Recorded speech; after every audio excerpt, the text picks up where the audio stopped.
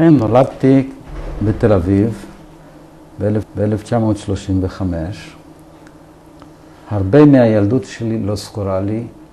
קצת מהסיפורים של הוריי אחרי המלחמה. והם סיפרו לי שבגיל 3-4 בערך נסעתי לביקור עם אמי לפולניה, לבקר את הורי אמי ואת הורי אבי.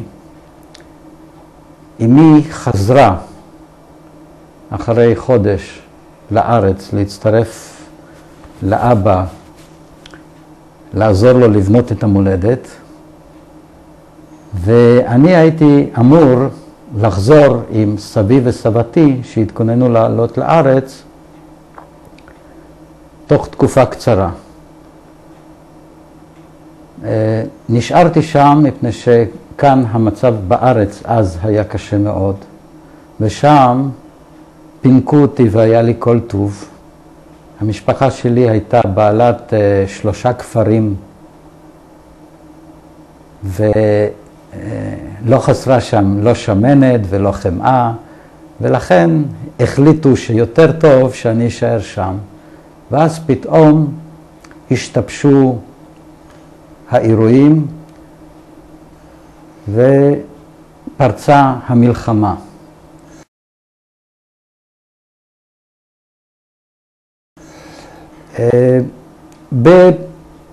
בלבוב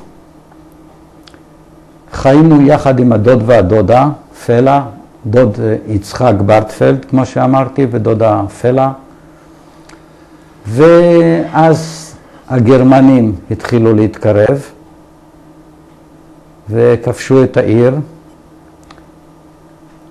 ואנחנו בשלב הראשון גרנו באותו המקום, אבל אחרי תקופה מסוימת הכריחו את כל היהודים להתרכז בגטו, ואז מה שאפשר היה לקחנו איתנו ונכנסנו לגטו, לאיזה חדר קטן, ושם חיינו, ושם דודי המשיך ללמד.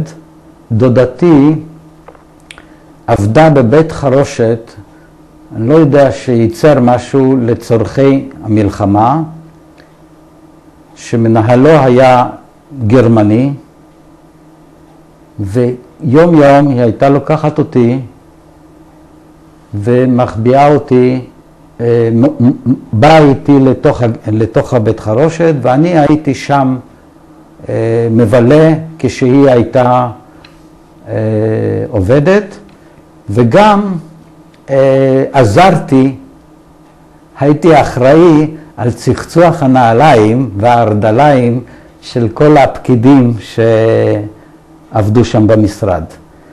באותו בית חרושת היו עוד כמה ילדים יהודים שלמעשה ההורים שלהם או הקרובים שלהם שהביאו אותם לשם חשבו שהם יהיו בטוחים שם הרבה יותר מאשר אם יישארו בגטו. מעט מאוד דברים זכור לי מאותה תקופה. זכור לי שיום אחד דודי איכשהו יצא את הגטו יחד איתי, והגענו לארמון מפואר, הארמון של הארכיהגמון או הארכיבישוף שפטיצקי, שהוא היה ראש פלג מסוים בעדה האוקראינית. והארכיבישוף שפטיצקי לקח אותי תחת חסותו ושלח אותי להשתלמות, להיות אוקראיני, לכומר כפרי. קצת אוקראינית או הרבה אוקראינית אני ידעתי, מפני שהכפר שבו גדלתי קודרינצה היה כפר אוקראיני, הייתה לי גם מטפלת אוקראינית, דיברתי איתה כבר אוקראינית פחות או יותר. לכן,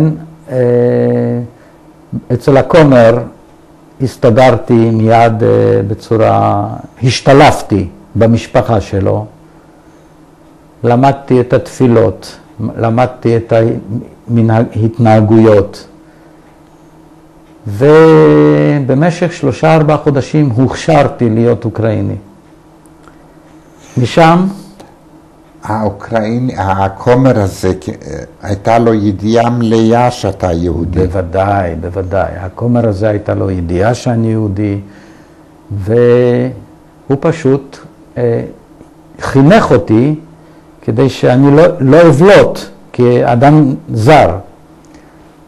בשלב השני, כשגמרתי את ההשתלמות במרכאות אצלו, הוא עברתי למנזר בכפר שקוראים לו אונייב. במנזר הזה הייתי בבית יתומים של כ-40 ילדים, מהם היינו 3 ילדים יהודים. 3 ילדים שידעו אחד על השני ושמרו את זה בסוד מכל הילדים האחרים ומכל הכמרים האחרים, חוץ מהכומר שהיה אחראי עלינו וראש המנזר שידעו שאנחנו יהודים.